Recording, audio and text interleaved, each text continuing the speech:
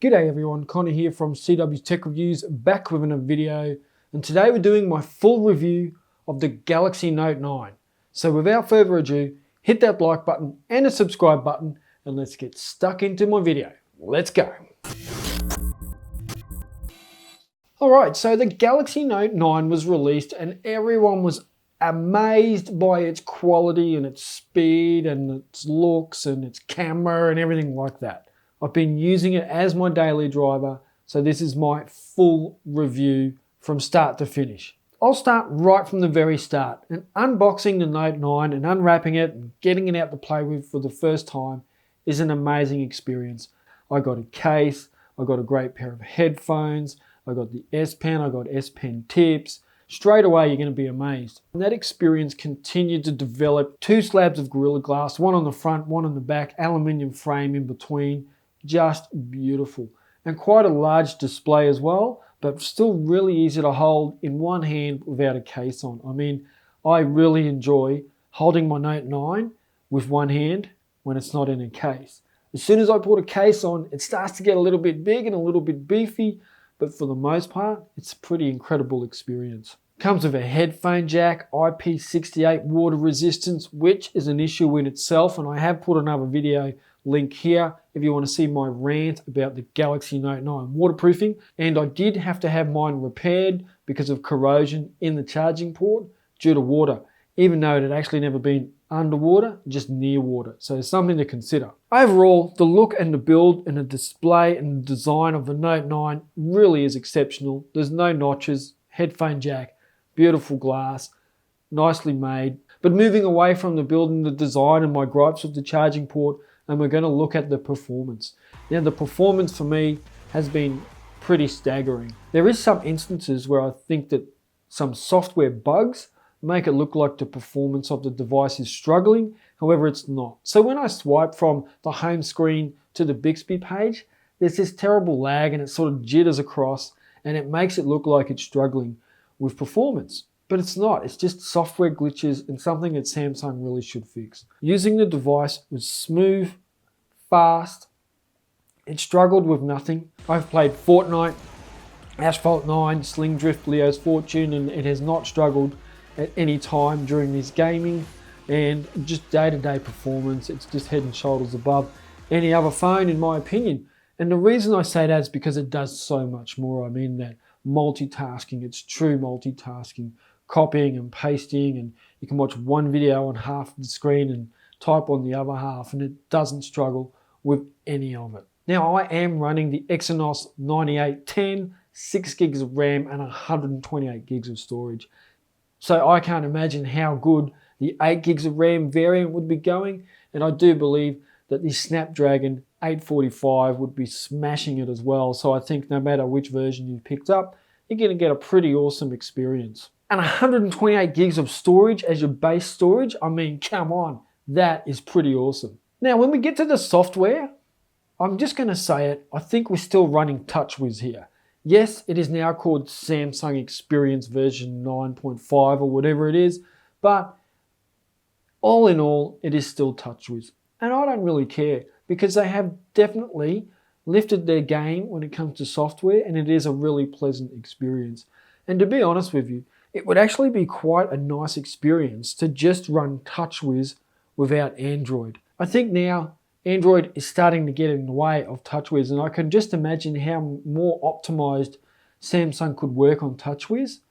And I just wish it was one or the other, to be honest. And I've got to say, for me, the only bad experience with the software is Bixby. Now, when something is that bad, it should not be advertised as something good. It should be just said, nah, this is bad, don't use it. Please, Samsung, let me take it off my phone. Now we're up to the camera.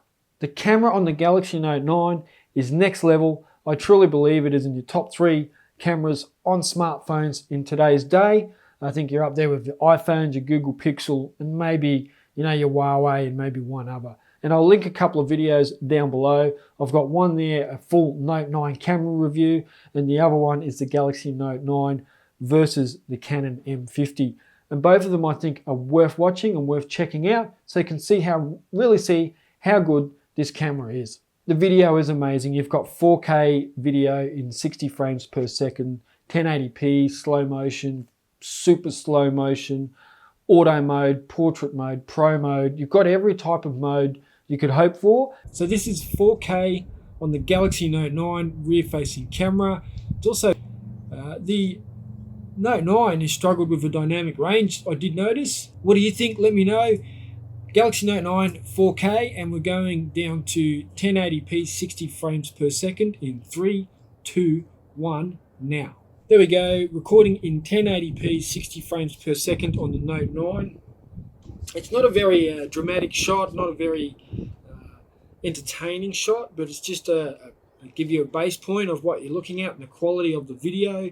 It's quite a difficult shot. You've got dark on this side, really bright sky behind me, so that'll give you an indication of how good it really is with dynamic range. Again, this is in full auto mode. Also, you've got the front-facing camera, which is 8 megapixels and truly is quite remarkable. I get good clean images out of the 8 megapixel front-facing camera.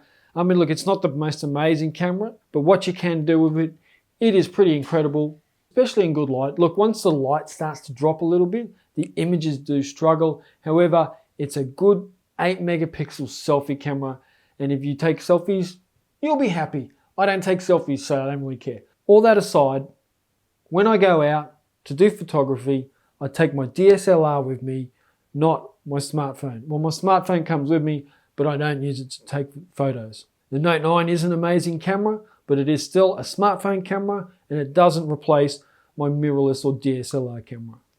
Alright, so here we go. This is the front-facing camera on the Galaxy Note 9, filming in QHD. So, a difficult shot again because of the bright sky behind me, and I am actually in the shadows. One thing to note though, I've been recording, I've done about 3 or 4 30-second clips in 4K 1080p and now Quad HD. And the Galaxy Note 9 feels like it is on fire. It is so hot to touch. It's really not that cool. So something else to bear in mind, but it's the image quality we all look for. Just to think all that is actually in this little 9mm deep device has got such an incredible camera inside of it. So definitely check it out. Just quickly, my little daughter, she's 6 years old, Letitia, she just did this for me. She said I can put it up behind my video. It says CW Tech is the best phone YouTuber. Love heart, kiss hug, kiss hug. What a sweetheart. That's going up in the studio. Now I'm going to move on to the S Pen, and the S Pen has matured greatly over the last couple of years, and you wouldn't even know it's the same device really. I mean, it's just made all these little incremental changes over time, and it really is what makes the Galaxy Note 9 the Note 9. I mean, most of the other software on it you get on the S9 Plus and the S9. But with the Note 9, you get this amazing S Pen and all this great functionality, and I think you'd be really impressed with what you can do with it.